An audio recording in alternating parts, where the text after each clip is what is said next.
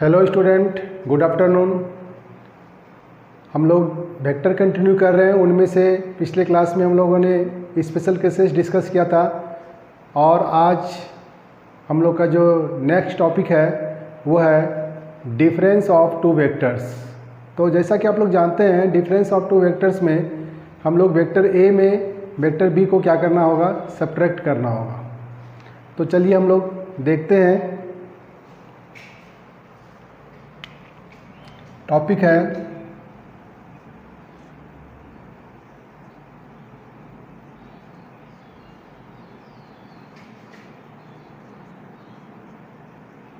Difference of two vectors. Difference of two vectors में जैसा कि हम लोग सम ऑफ टू वेक्टर्स देख लिए थे। जब सम ऑफ टू वेक्टर्स हम लोग देख लिए तो difference of two vectors similarly हम लोग डिस्कस कर लेंगे। बस इस पर थोड़ा सा ध्यान देने की बात है और वो ऐसा है कि आप यहाँ पर देखिए, सपोज कीजिए let us consider a non zero vector A and a non zero vector B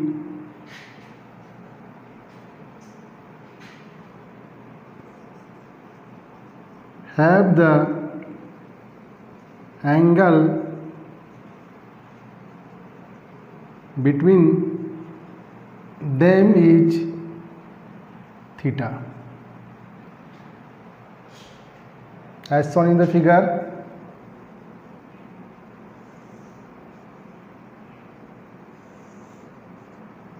Vector A and vector B and angle between them is theta.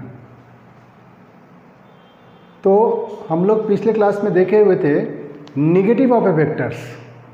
तो जब हम लोग यहाँ पर देख रहे हैं कि अभी हमारे पास वेक्टर ए है, वेक्टर बी है और उनके बीच का भी एंगल है थीटा। तो अगर हम इन दोनों में से किसी एक का निगेटिव वेक्टर ड्रॉ करते हैं, सपोज दैट कि यहाँ पर हम लोग वेक्टर बी का निगेटिव वेक्टर ड्रॉ करना चाहेंगे। तो देखिए वेक्टर बी का निगेटिव वेक्टर हम लोग ड्रॉ करना चाहेंगे तो ये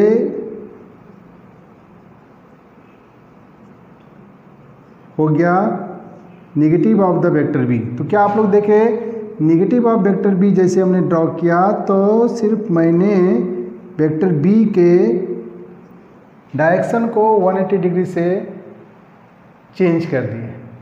अब हमारे पास वेक्टर बी है और हमारे पास माइनस वेक्टर बी है एंड वेक्टर ए है। इन दोनों के बीच का जो अब एंगल है वो एंगल चेंज कर चुका है, क्योंकि हमको गिवन था angle between vector A and angle between vector A and B is theta. But now I have to calculate the angle between the minus B and vector A. तो अब जैसा कि डिफिनेशन है हम लोग का कि अगर किसी दो वेक्टर के बीच का हमको एंगल फाइंड करना है तो उन दोनों वेक्टर्स के टेल को और हेड को कॉमन करते हैं। तो यहाँ पर हम लोग अभी क्या कर रहे हैं, यहाँ पर हम लोग उसके टेल को कॉमन किए हुए हैं। तो वेक्टर माइनस वेक्टर बी का ये टेल रहा यहाँ पर और वेक्टर ए का ये टेल रहा, इनके बीच का एंगल हो जाएगा 180 डिग्री माइनस थीटा। अब हम लोग क्या करेंगे, इन्हीं दो वेक्टर्स को vector A and minus of vector B का सम निकालेंगे और हम लोग देखेंगे कि that is equivalent to the vector A minus of the vector B. So आप लोग देखिए यहाँ पर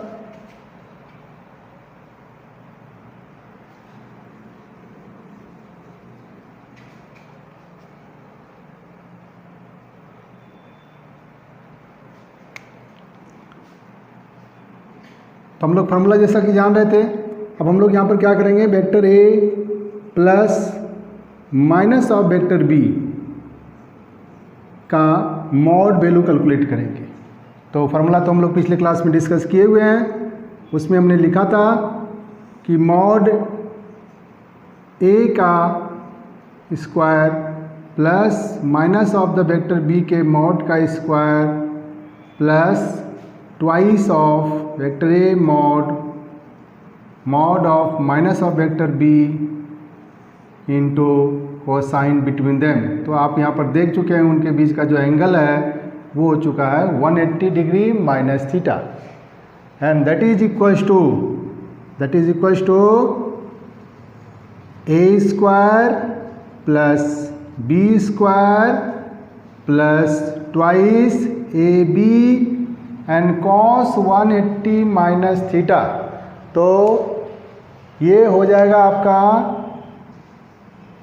कॉस थीटा, हाँ, एंड एंगल जो देख रहे हैं आपको 180 minus theta, that is the angle of the second quadrant, और सेकेंड क्वाड्रेंट में कॉस क्या होता है, नेगेटिव होता है, तो यहाँ पर एक माइनस साइन इसमें हम लोग लगा देंगे।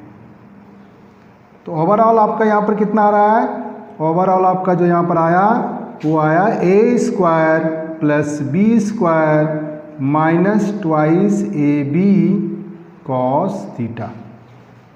तो यहाँ पर आप लोग देख सकते हैं कि इसको vector A plus minus of vector B का मॉड जो है उसको हम लोग लिख सकते हैं vector A minus of vector B mod, and this is equals to square root of A square plus B square minus twice A B cos theta.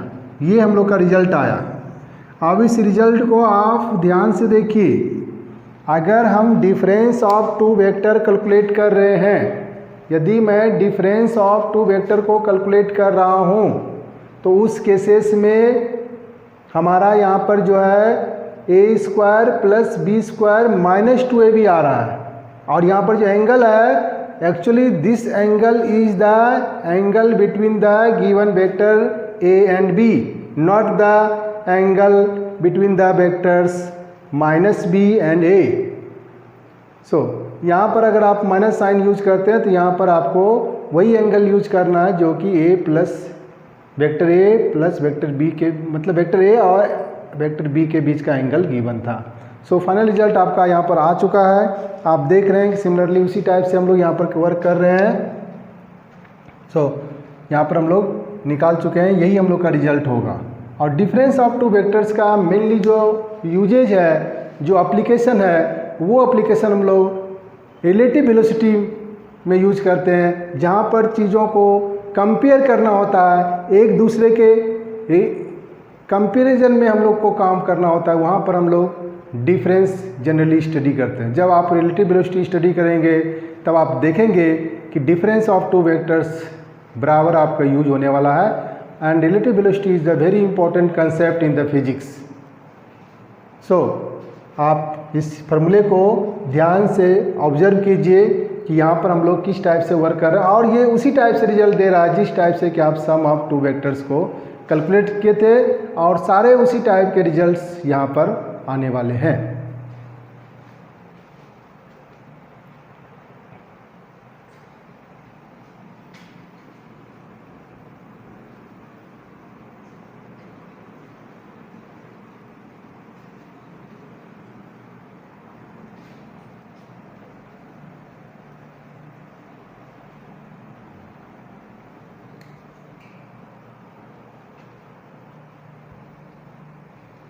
एक एग्जाम्पल हम लोग यहाँ पर लेट करना चाह रहे हैं।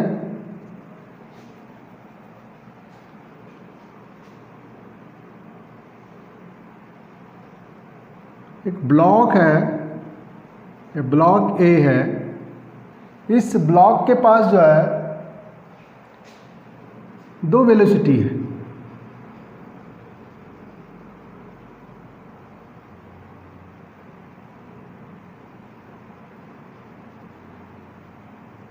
इस ब्लॉक को दो वेलोसिटी ले सकते हैं, या इस ब्लॉक पर हम लोग अभी यहाँ पर ले रहे हैं कि इस ब्लॉक के ऊपर दो फोर्सेस लग रहे हैं। तो जब दो फोर्सेस इस ब्लॉक के ऊपर लग रहे हैं, सपोज कीजिए इस ब्लॉक के ऊपर जो है एक फोर्स लग रहा है F1, जिसका कि डायरेक्शन आप यहाँ पर देख पा रहे हैं, और दूसरा जो फोर्स लग रहा है वो F2 लग रहा है। तो यहाँ पर भी हम लोग यहाँ पर देख सकते हैं कि एक्चुअली इस ब्लॉक का जो मोशन होगा या नेट फोर्स ब्लॉक के ऊपर किस डायरेक्शन में होगा, तो नेट फोर्स को जब हम लोग कैलकुलेट करेंगे तो यहाँ पर हम लोग देख रहे हैं कि दो फोर्सेस जो है अपोजिट डायरेक्शन में एक्ट कर रहे हैं, तो हम लोग नेट फोर्स इस पर जो है कैलकुलेट अगर करना चाहेंगे, एफ नेट अगर कैलकुलेट करना चाहेंगे तो उसके लिए हम लोग को क्या करना होगा कि हम लोग को यहाँ पर हम लोग बाय ऑब्जर्वेशन देख रहे हैं कि F1 का जो मैग्नीट्यूड है वो लार्ज है एज कम्पेयर टू F2, तो यहाँ से हम लोग लिखेंगे F1 minus F2, F1 minus F2। और यहाँ से इस चीज़ों को ये तो अभी हमने तो यहाँ से ऐसे इन जनरली आप यहाँ पर बोल सकते हैं कि नेट फोर्स का जो डायरेक्शन होगा वो F1 के डायरेक्शन में होगा। उसका वजह ये है कि F1 का जो मैग्नीट्यूड है वो आपका F2 के कंपेयर में क्या है, ज़्यादा है। तो उस केसेस में आप यहाँ पर ऐसे निकाल सकते हैं। ये तो मैंने सिर्फ एक वेक्टर इक्वेशन लिखा है कि F net on the block A is F1 minus F2। आप चाहें तो अगर आपको ये नहीं पता चल पा रहा है कि एक्चुअली ये किस डायरेक्शन में ये फ्लो करेगा, तो आप यहाँ पर इसको आप दूसरे तरीके से भी लिख सकते हैं। तो यहाँ से हम लोग ये वेक्टर इक्वेशन यहाँ से, तो यहाँ पर भी हम लोग का क्या आ रहा है, डिफरेंस ऑफ टू वेक्टर्स हम लोग का यहाँ पर आ रहा है, जो कि आप यहाँ पर देख पा रहे हैं कि डिफरेंस ऑफ टू वेक्टर्स है। और यहाँ पर भी हम लोग क्या कर रहे हैं, वही कंपेयर कर रहे हैं कि कौन सा फोर्स मोर है और कौन सा फोर्स जो है लेस है।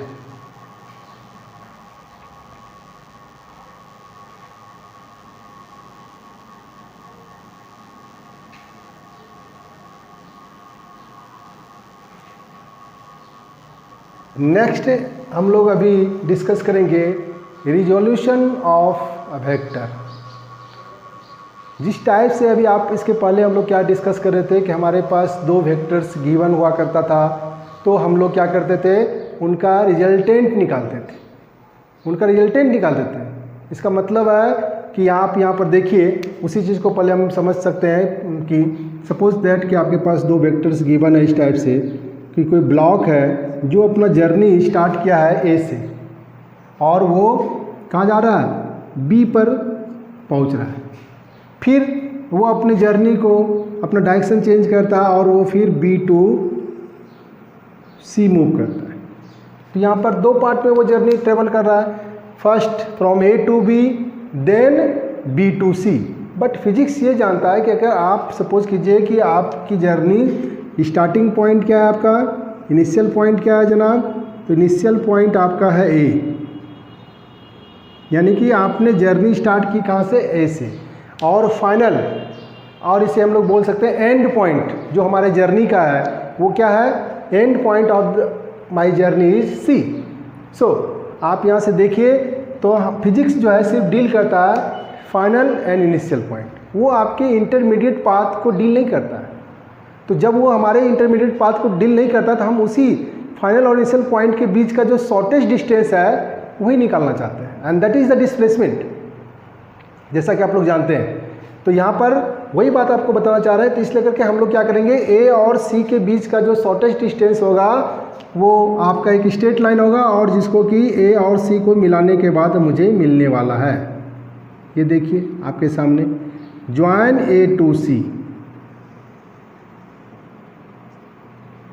तो ए टू सी जो मिला है आपका, एक्चुअली आपकी जर्नी स्टार्ट हुई थी ए से और आपका फाइनल डेस्टिनेशन था C.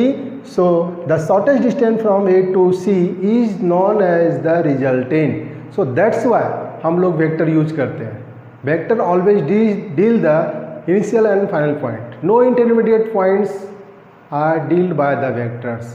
So that's why this line A C is known as the resultant of the vectors A B and A C. इसके वेक्टर इक्वेशन को हम लोग यहाँ पर लिख सकते हैं। इसका वेक्टर इक्वेशन क्या होगा, तो आप यहाँ पर जान रहे, देखिए इसका जो ऑर्डर है, ए और बी को प्लेस्ड करने का जो ऑर्डर है, देखिए ये ऑर्डर है, आप इसे ध्यान से देखिए, that will be the anti clockwise sense. आप जानते हैं कि आपके पास दो टाइप का, जब कभी भी रोटेशन होता है तो रोटेशन का जो सेंस होता है आइदर क्लॉकवाइज और एंटी क्लॉकवाइज, ठीक है। तो इसलिए करके हमने यहाँ पर जो वेक्टर को प्लेस्ड किया, देखिए वेक्टर ए बी को प्लेस्ड किया है, फिर आपको पता है कि इसका टेल जो है, ए का टेल यहाँ है, ए का हेड यहाँ है, फिर ए बी सी का जो टेल है वो यहाँ पर है और इसका जो हेड है वो यहाँ पर है। तो मैंने पहले ए बी को प्लेस्ड किया, उसके हेड पर बी सी के टेल को रखा और वो इस टाइप से प्लेस्ड हुआ। अब जो रिजल्टेंट वेक्टर है, जैसा कि आपको बताया कि A C is the resultant, why because A C line segment joining the initial and final point. तो जब ये इनिशियल और फाइनल पॉइंट को ज्वाइन कर रहा है तो यही रिजल्टेंट हो जाएगा, क्योंकि फिजिक्स में यही है कि जो शॉर्टेस्ट पाथ इनिशियल और फाइनल के बीच में होता है that will be the resultant vector and that is also known as the displacement. So इसका देखिए प्लेस्ड करने का जो ऑर्डर है मेरा क्या है, क्लॉकवाइज सेंस। तो ये बात आपको ध्यान देना है, जब कभी भी हम दो वेक्टर का रिजल्टेंट फाइंड करते हैं तो वो एक ट्रायंगल का फॉर्म होता है, जिसमें से दो आर्म का जो ऑर्डर है वो अगर एंटी क्लॉकवाइज सेंस में है, जो उसका थर्ड आर्म होगा दैट मीन्स जो रिजल्टेंट को रिप्रेजेंट करेगा उनका जो सेंस होगा वो क्लॉकवाइज ही होगा। सो फ्रॉम दिस ट्रायंगल, तो इसलिए करके हम लोग बोलते हैं vector obey the triangle law, addition of triangle law, ये वेक्टर का। तो यहाँ से आप इसका वेक्टर इक्वेशन हम लोग यहाँ पर लिखना चाहेंगे।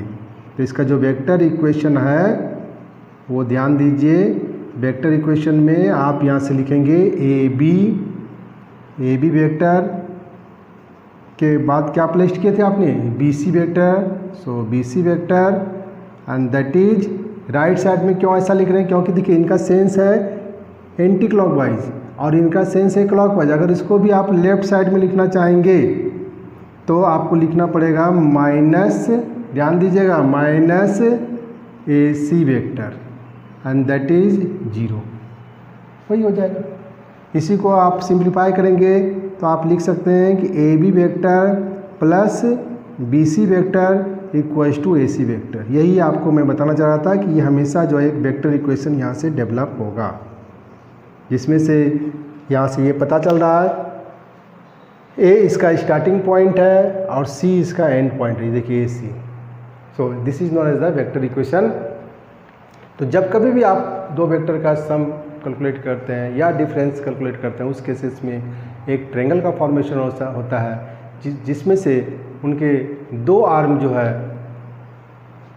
अगर क्लॉकवाइज प्लेस्ड किया गया है, जो थर्ड आर्म होगा आई मीन की जो रिजल्टेंट होगा वो उसके अपोजिट सेंस में प्लेस्ड किया जाता है एंड इस टाइप से इसके रिजल्टेंट को हम लोग फाइंड आउट करते हैं।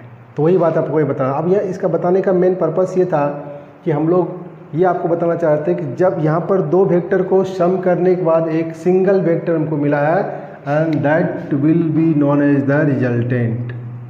इसको हम लोग क्या बोलते हैं, रिजल्टेंट बोलते हैं, ठीक है ना।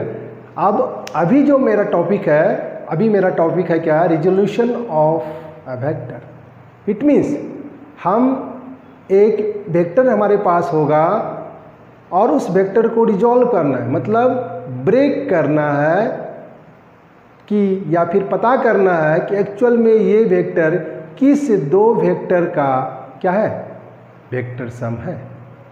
तो एक रिजल्टेंट, एक वेक्टर बहुत सारे वेक्टर्स, बहुत सारे पेयर ऑफ वेक्टर्स का रिजल्टेंट हो सकता है।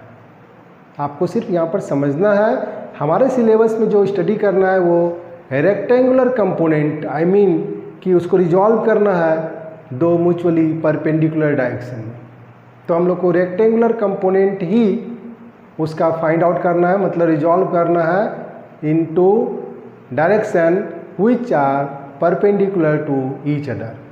तो मैं आपको बताना चाहता हूँ, आप इस बात को दिमाग में सेट कर लीजिए कि अभी just reverse resolution is the reverse process of the addition of two vectors.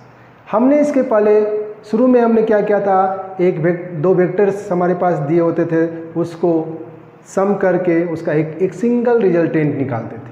अभी हमारे पास सिंगल वेक्टर गिवन रहेगा और उसको रिजॉल्व करके, ब्रेक करके हम उसके करस्पॉन्डिंग दो वेक्टर्स बताना होगा कि वो कौन दो वेक्टर है जिनका रिजल्टेंट आपको दिया गया है। अब उसको मतलब इसका just reverse. So addition and resolution both are the opposite things तो आप यहाँ सब देखिए, मेरा टॉपिक स्टार्ट हो रहा है रिजोल्यूशन ऑफ अ वेक्टर।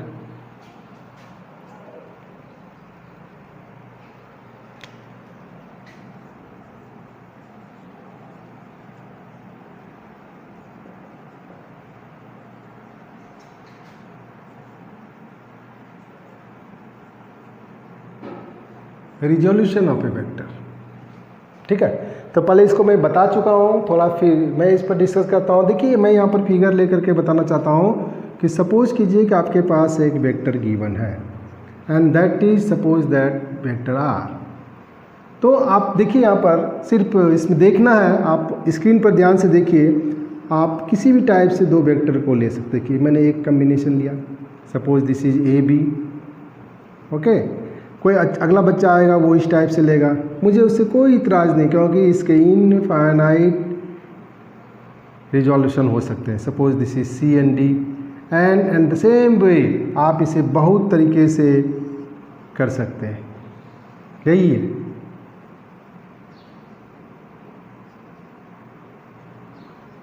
इस टाइप से बहुत सारा हो जाएगा। तो हमारा एक ही वेक्टर गिवन था, वेक्टर आर, और उसको मैंने रिजॉल्व किया। देखिए ये सब रिजोल्यूशन है, मतलब एक रिजोल्यूशन हो गया डी सी डी, दूसरा हो गया आपका ए बी, तीसरा हो गया S T and so on. तो पहले दिमाग को इस बात को समझिए, क्योंकि बच्चों को दिक्कत ये आती है ना कि बच्चे इस बात को समझ नहीं पाते हैं कि actually resolution of two vectors का मतलब क्या है। और आपको मतलब ही समझना है, बाकी चीज़ें तो क्लियर है, बाकी चीज़ें आपको मिल जाएगी हर जगह।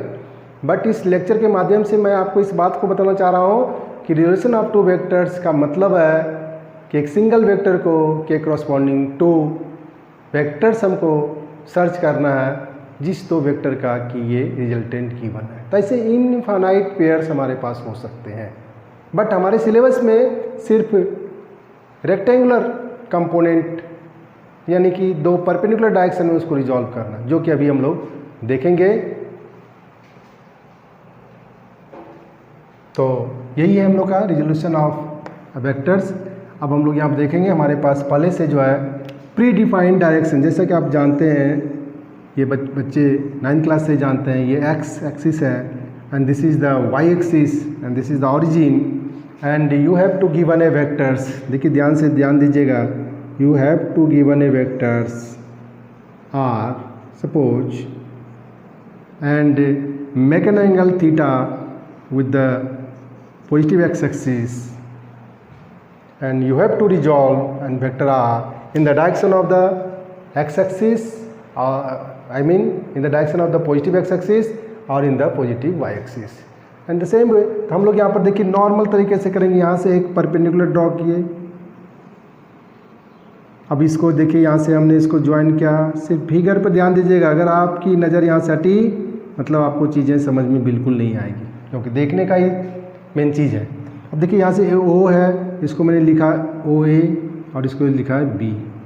तो आप यहाँ से वेक्टर अलजेब्रा के हिसाब से आप देख सकते हैं, वेक्टर इक्वेशन इसके क्रॉसपोंडिंग लिख सकते हैं। आप समझदार हैं तो यहाँ से आप क्या लिखेंगे जनाब, O B vectors equals to O A vector plus A B vector आ गया। अब ये जो ओ ए है, सपोज इसका नाम हमने रख दिया आर एक्स। आर एक्स करने का मतलब X part of the resultant vector and या एक्स कंपोनेंट बोल सकते हैं इसको, and this is the R Y, this is the Y component of. तो यहाँ से आप इसको अब लिख सकते हैं। तो क्या लिख सकते हैं भाई, वेक्टर इक्वेशन में तो ओ बी वेक्टर को हम वेक्टर आर लिख सकते हैं, ठीक है। उसके बाद ओ ए को आप, ओ ए का जो मैग्नीट्यूड है वो आर एक्स है तो आर एक्स लिख दीजिए, और ओ ए के डायरेक्शन में एक यूनिट वेक्टर जो कि आपको मैंने बताया था, वो यूनिट वेक्टर लिखने का तरीका ऐसा ही कुछ हुआ करता था, शायद आपको याद होगा। प्लस फिर ए बी का जो मैग्नीट्यूड है वो उसको आर वाई से लिखा जा रहा है ना, एंड ए बी के डायरेक्शन में एक यूनिट वेक्टर आप लिखेंगे तो यही तरीका है लिखने का। ये लिखने का सिर्फ वे है। तो ये आप वेक्टर आर को दो वेक्टर के कंपोनेंट में, दो रेक्टेंगुलर वेक्टर के कंपोनेंट में आपने उसे ब्रेक कर दिया है, and that is the thing. तो यही है, इसी टाइप से हम वेक्टर को रिजॉल्व करते हैं। और वेक्टर का रिजोल्यूशन हमारे लिए बहुत ज़्यादा इंपॉर्टेंट है, क्योंकि इस टेक्निक के माध्यम से हम लोग बहुत सारे न्यूमेरिकल्स को बहुत ईजी वे से डील कर सकते हैं। तो आप देखिए इसमें कैसे हम लोग आगे और काम करते हैं। इसके बाद हम लोग यहाँ पर एक प्री डिफाइंड डायरेक्शंस है हमारे पास, जो कि अभी डिस्कस नहीं हुआ है, लेकिन यहाँ पर हम समझते हैं कि इसे डिस्कस करना पड़ेगा। तो प्री डिफाइंड डायरेक्शंस जो है वो हम आपको बताना चाहेंगे, आप ध्यान दीजिएगा यहाँ पर।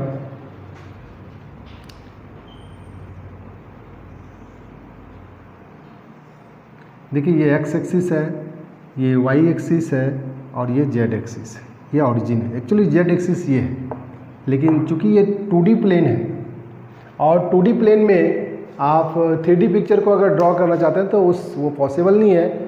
उसे ड्रॉ करने के लिए हम लोग को उसे टिल्ट करना पड़ता है, तिरछा करना पड़ता है। सो दैट्स वाई इसलिए करके मैंने यहाँ पर जो है आपका जेड एक्सिस को टिल्ट कर दिया। एक्चुअली ये ऐसे है, लेकिन मैंने उसे ऐसे किया है। अब प्री डिफाइन क्या है कि यूनिट वेक्टर के विषय में मैंने आपको बताया था पिछले क्लास में, पिछले लेक्चर में आप देखेंगे तो यूनिट वेक्टर के विषय में आपको बताया गया है। यहाँ पर फिर से आप उसे देख सकते हैं कि unit vector is a vector which have a fixed direction and its magnitude is 1 unit। तो आप साफ साफ समझ सकते हैं कि ऐसे वेक्टर्स जिनके पास एक फिक्स डायरेक्शन है बट उनके जो मैग्नीट्यूड है वो 1 यूनिट है। एक्चुअली यूनिट वेक्टर जो डिफाइन किया गया हुआ मेन पर्पस इसका क्या है, तो आपको समझना होगा। इसका मेन पर्पस है डायरेक्शन को इंडिकेट करना। जहाँ कहीं भी किसी भी डायरेक्शन को इंडिकेट करना होगा तो उस दूसरे वेक्टर का मैग्नीट्यूड लेकर के उसे यूनिट वेक्टर से अगर मल्टीप्लाई कर देंगे, तो देखिए यूनिट वेक्टर से जब मल्टीप्लाई करेंगे तो आपको पता है कि लिए गए वेक्टर के मैग्नीट्यूड में कोई चेंजिंग नहीं हो, क्योंकि 1 into something is something, but ये अपना डायरेक्शन उसके साथ एसोसिएट कर देगा। सो आपको बहुत इस बात को ध्यान रखना पड़ेगा कि यूनिट वेक्टर हमारे लिए बहुत ज़्यादा इंपॉर्टेंट है। और उसे अभी आप देखिए कैसे हम लोग काम कर रहे हैं। तो यहाँ पर प्री डिफाइन, इसको बोलते हैं पॉजिटिव एक्स एक्सिस। ये पॉजिटिव एक्स एक्सिस है, ये आपका पॉजिटिव वाई एक्सिस है और ये आपका पॉजिटिव जेड एक्सिस है। पॉजिटिव एक्स एक्सिस को एक यूनिट वेक्टर आई कैप के द्वारा इंडिकेट किया जाता है। पॉजिटिव वाई एक्सिस को एक यूनिट वेक्टर जे कैप के द्वारा इंडिकेट किया जाता है और पॉजिटिव जेड एक्सिस के डायरेक्शन में एक यूनिट वेक्टर के कैप के द्वारा हम लोग इंडिकेट करते हैं। तो आपको ये बात एकदम बिल्कुल समझना है कि I cap, J cap and K cap are the predefined unit vector in the direction of positive X axis, positive Y axis and positive Z axis. ये बिल्कुल आपको याद रखना है, क्योंकि इसके बगैर हम लोग काम नहीं कर सकते, क्योंकि इसकी ज़रूरत हमको हमेशा पड़ेगी। देखिए ध्यान से अब, तो अब इसी वेक्टर को, ये जो वेक्टर मैंने आपके सामने यहाँ पर लिखा है, इसको मैं यहाँ फिर से लिख रहा हूँ। आर वेक्टर को हम लोग लिख रहे हैं। तो अगर देखिए ओ ए वेक्टर को लिखना है तो ए वेक्टर का मैग्नीट्यूड लिखेंगे। तो ए वेक्टर का मैग्नीट्यूड कितना है जी? आर एक्स है ना। ओ ए वेक्टर का जो मैग्नीट्यूड है वो कितना है? आर एक्स है। फिर ओ ए वेक्टर के डायरेक्शन में एक यूनिट, तो ओ ए वेक्टर का डायरेक्शन क्या है? इन the direction of the positive X axis, तो इसे हम लोग आई कैप लिख देंगे। बात समझ रहे हैं? फिर उसी टाइप से हमको ए बी वेक्टर लिखना है। तो ए वेक्टर का पहले मैग्नीट्यूड लिखेंगे, कितना है? R Y. And A B vector किसके पैरेलल है? वाई एक्सिस के पैरेलल है, वाई एक्सिस के पॉजिटिव डायरेक्शन के अलॉन्ग है, तो उसके डायरेक्शन में एक यूनिट वेक्टर ले लेंगे जे कैप। ये देखिए, ये आर वेक्टर को हम लोग लिख चुके हैं। Vector R equals to R X I plus R Y J. तो आप यहाँ कितना ईजी हो गया हम लोग के लिए। और अगर हम ये कितना बल्कि लग रहा था, इससे क्या होगा कि हमारे मेंटल प्रेशर बढ़ेंगे और क्वेश्चन हमसे नहीं बन पाएंगे। तो पहले आप इस बात को समझिए कि आर वेक्टर को हमने लिखा R X I plus R Y J. अब यहाँ पर आर एक्स का ही वैल्यू हम लोग निकालेंगे, क्योंकि it is a right angle triangle. आप जान रहे हैं O A B is a right angle triangle at A. And ये वेक्टर, अगर कोई वेक्टर गिवन है तो आप ध्यान दीजिए, पहले इस बात को पूरा तरह से समझ लीजिए। अगर कहीं पर कोई वेक्टर दी हुई है तो आपको दो चीज़ क्लियरली दी हुई है, उस वेक्टर का मैग्नीट्यूड और उस वेक्टर का डायरेक्शन। ये दो चीज़ आपको गिवन है। जब ये दो चीज़ गिवन है तो आप जानते हैं कि राइट एंगल ट्रायंगल में अगर उस ट्रायंगल का एक आर्म और एक एंगल हमको पता हो, तो हम क्लास 9 10th में ट्रिगो में पढ़े हुए हैं कि अगर राइट एंगल ट्रायंगल में का कोई एक आर्म और एक एंगल गिवन है तो उस राइट एंगल ट्रायंगल के remaining arm and remaining angles को फाइंड आउट कर सकते हैं with the help of the trigonometry. क्योंकि हम लोग ऐसा नहीं कि जो 9th क्लास में पढ़ चुके हैं 10th क्लास में पढ़ चुके हैं वो खत्म हो गया। यही बात तो दिक्कत है, लोग जब क्लास 11th में आते हैं तो सोचते हैं मैं तो बहुत आगे निकल चुका हूँ, लेकिन ऐसा कुछ नहीं है। क्योंकि आप चीज़ों को कोरिलेट करके यदि स्टडी कर रहे हैं तो आप समझ लीजिए कि आपको बहुत कम मेहनत करना पड़ेगा और चीज़ें लॉन्ग टाइम तक रिमेंबर भी रख पाएंगे। तो इसलिए करके आप यहाँ पर ध्यान दीजिए, हम आपको बताना चाहते हैं, इसलिए ट्रिगो का यूज करेंगे इसमें और लिखेंगे इन राइट एंगल ट्रायंगल, नाम दे देते हैं OAB। इसमें देखिए आपको ये आर्म OB आपको पता है क्योंकि OB का मैग्नीट्यूड होगा R, और आपको निकालना है OA। तो इसका मतलब ये हाइपोटेन्यूज है, क्योंकि हम जानते हैं कि राइट एंगल ट्रायंगल में राइट एंगल के जस्ट अपोजिट जो आर्म है वो हाइपोटेन्यूज है। ये आर्म हम लोग का हो जाएगा बेस, तो ये हो जाएगा परपेंडिकुलर। तो यहाँ से हम लोग इसमें से हम लोग देखेंगे हाइपोटेन्यूज और बेस, तो कॉस थीटा हम लोग कैलकुलेट करेंगे। तो क्या होता है B/H यानी कि OA बाय क्या हो जाएगा OB। आपको OA निकालना है तो OB cos थीटा और OB का वैल्यू कितना है R, तो ये आपका हो गया R cos थीटा और OA को ही हम लोग बोले हुए हैं RX। सो RX का वैल्यू आपका निकल गया। ठीक है ना, यहाँ तक कोई दिक्कत?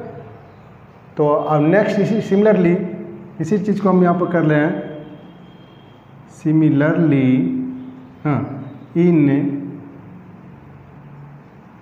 राइट एंगल ट्रायंगल OAB, तो आपको ये आर्म देखिए पता करना है, मतलब OAB पता करना है, परपेंडिकुलर पता करना है और हाइपोटेन्यूज पता है। तो आप लेंगे साइन थीटा और साइन थीटा का फॉर्मूला क्या हो जाएगा आपका P/H। तो यहाँ से आप लिखेंगे AB upon OB। So AB equals to आप यहाँ से निकाल लेंगे कितना, AB निकल जाएगा OB साइन थीटा। AB को ही हम लोग बोले हैं RY, ध्यान दीजिएगा, और OB is R sine theta. देख लीजिए ये निकल गया आपको। जब ये निकल गया तो आप इस इक्वेशन में, ये जो एक इक्वेशन में सिंबल में लिखा था, आप उसमें यहाँ पर आराम से लिख सकते हैं R equals to R cos theta I plus R sine theta J। ये आपका हो गया रेक्टेंगुलर कंपोनेंट और वेक्टर को रिजॉल्व कर दिए हम लोग along the X axis and along the Y axis. यही है resolution of a two vectors. कितना एक लंबा आपको प्रोसेस लग रहा होगा, बट ये फर्स्ट टाइम है इसलिए मैंने थ्रू आउट उसके कैलकुलेशन के साथ किया है, बट ये बहुत ही आसान है। अभी जस्ट मैं आपको एग्जांपल दूंगा, आप देखेंगे कि कितने हम चुटकी में चीज़ों को लिख सकते हैं, बिल्कुल बहुत आसानी से। तो चलिए देखिए आगे हम लोग इसको कंटिन्यू कर रहे हैं। अब सपोज कीजिए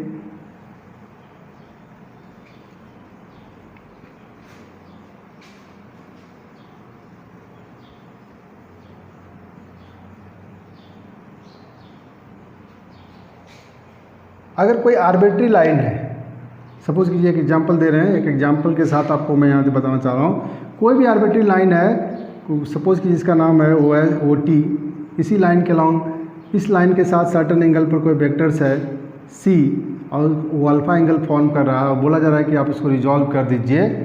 तो हम देखिए ज़्यादा इसमें दिमाग नहीं लगाएंगे, हम सिंपली लिखेंगे। अभी आपको मैंने बताया था, तो जब भी किसी वेक्टर के अलॉन्ग दे और हमको अगर रिजोल्यूशन तो बोला ही जाता है rectangular resolution along the two perpendicular direction, उसको बोलते हैं along the rectangular axis. Axis का पोलर है एक्सिस।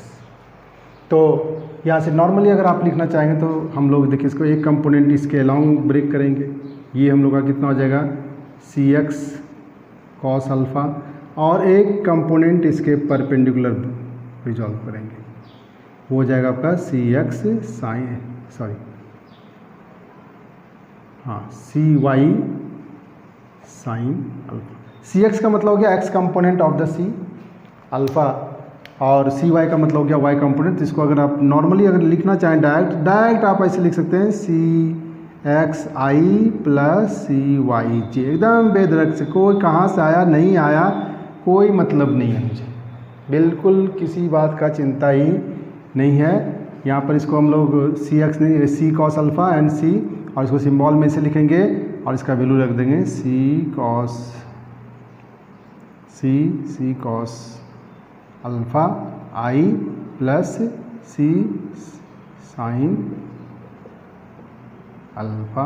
Sine alpha J। ये आपका हो गया C वेक्टर। जैसे I J आया तो आप समझ लीजिए कि x एक्सिस और y एक्सिस के लॉन्ग या दो परपेंडिकुलर डायरेक्शन में इसको रिजॉल्व किया गया है।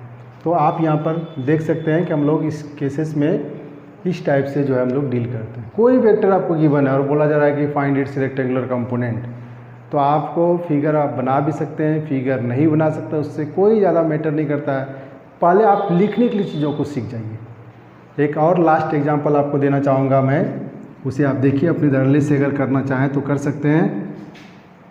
तो सपोज़ कीजिए कि आपके पास एक वेक्टर गिवन है, हम फिगर ही बना के दे देते हैं। एक वेक्टर गिवन है